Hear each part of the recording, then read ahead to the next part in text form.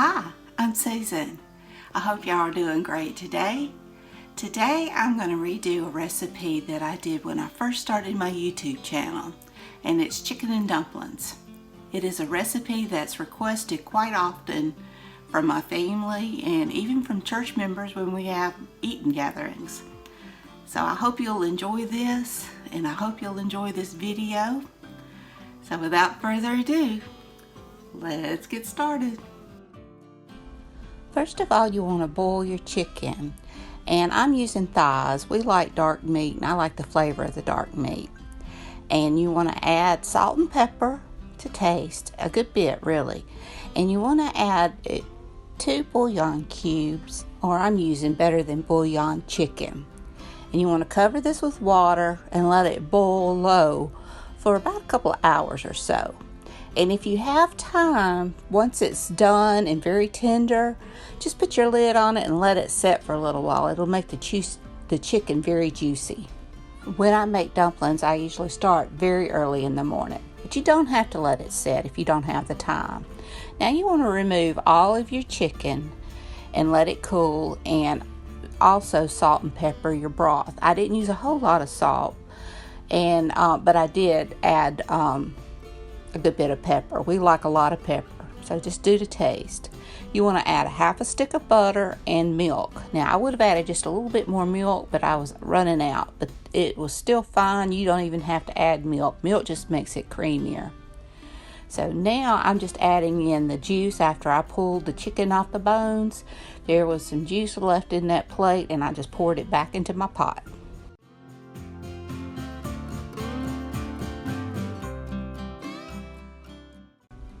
Now I want to make my dumplings, and I need a cup of shortening, and I'm having to do it old school because I didn't have any sticks. I didn't realize I was out.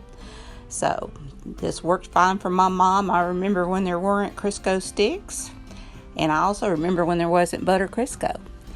Anyway, you want a cup of shortening, and I'm going to set this aside for just a minute.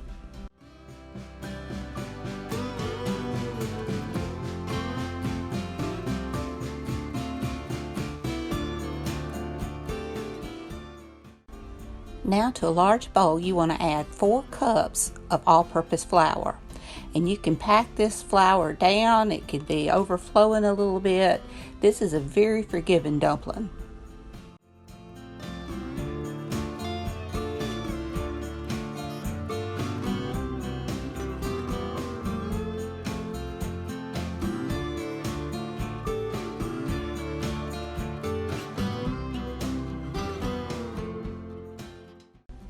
Now you want to add 2 heaping teaspoons of salt and mix that into your flour.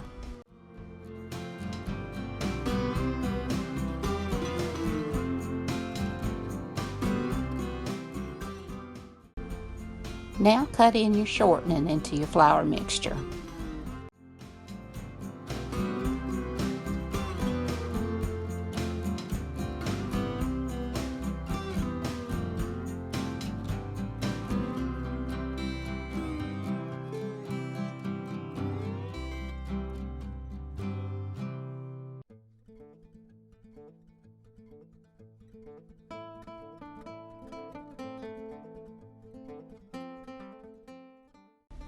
And now you want to add water, just a little at a time, stirring it with a fork in between.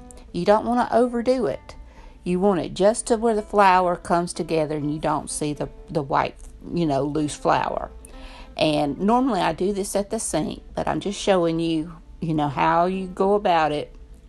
And I push down, I've got my finger pushing on that fork, and I just keep working that dough into each other until it all comes together.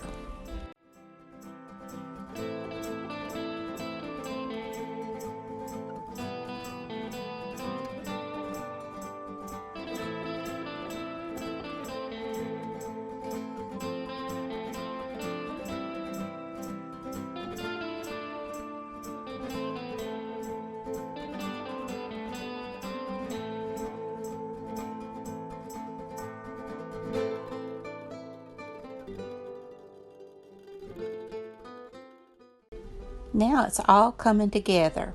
And I do end up adding just a little bit more water because as I go to work that dough, I realize it's still a little bit loose, and I just barely cover the surface of it and just work that water into the dough. And then I just tear off a piece of that dough and I just knead it in my hands and just work that dough and then roll it out into a circle. And then I'll cut it into strips.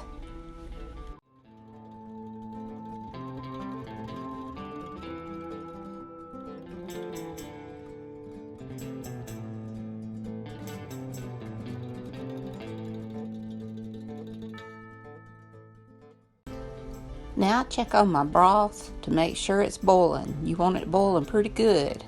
It wasn't quite ready here, but I'll show you what it looks like when it's there. You go. That's what it should be boiling like. Now I just tear my dumplings. I just pull up a strip and tear them off in little bits. My mama put the whole strip in there, and I used to do that. But whenever we would go to the eating meetings and stuff at church, it's like you dip and one long noodle would come out. And so I started taking them apart this way. And everybody says my dumplings are good, but they were nothing compared to my mom's. And I can't replicate how she made hers. You know, she's the one that taught me, but it's something about mama's cooking. This was something she always made me when I wasn't feeling good. But you want to just continue to add in your dumplings. And my mom, I think her dumplings may have been a little bit more tender. I'm not sure, but she didn't believe in stirring them. But I stir mine. That does fine for me to stir mine. But she would shake her pan to get the dumplings wet. So once you get all your dumplings in there, you want to add in your chicken and stir it in. And then you can just cut off the eye of your stove and just put a lid on the dumplings. Pepper it if you need to. We're of the view that if you can't see the pepper, it's not peppered enough. And these were very peppery. So you go by your taste. But you let that sit, and this is what it looks like. Your dumplings have cooked through. It doesn't take long for the dumplings to cook. And this is so good. It's such a comfort food, and my family's always happy when I make these. So I hope you enjoyed this video. If you did, please give me a thumbs up. Hit that subscribe button if you haven't. Ring that bell so you can be notified when I upload new content. Leave a comment. Tell me what you think. Y'all have a great and wonderful day. I really love y'all all. And until next time, bye y'all.